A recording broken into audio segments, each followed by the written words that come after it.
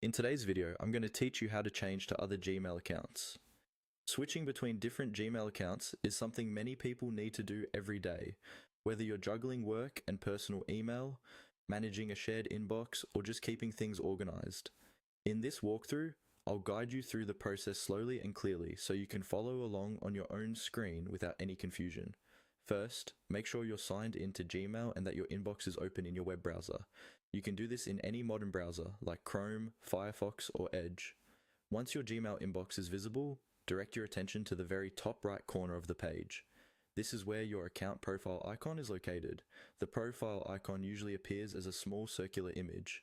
It might show your photo if you've added one to your Google account, or it might display the first letter of your name against a colored background. Either way, this circle in the top right corner is what you'll use to switch between accounts. Move your mouse over to that circular profile icon and click on it once. When you click, a small panel will open. This panel shows the account you're currently using, along with some basic information such as your email address. Below that, if you've previously added other Google accounts in this browser, you'll see them listed here as well. To change to a different Gmail account that is already listed, simply look through the options in this panel and click on the account you want to use. As soon as you click it, your browser will refresh and take you to the inbox for that selected account.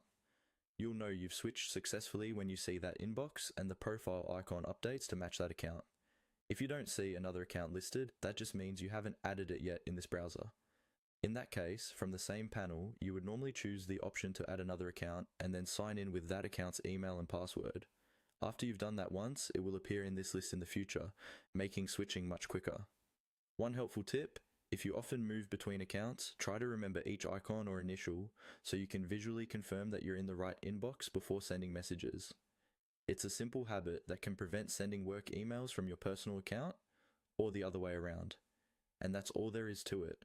By clicking the profile icon in the upper right corner and selecting the account you want, you can smoothly change to other Gmail accounts whenever you need.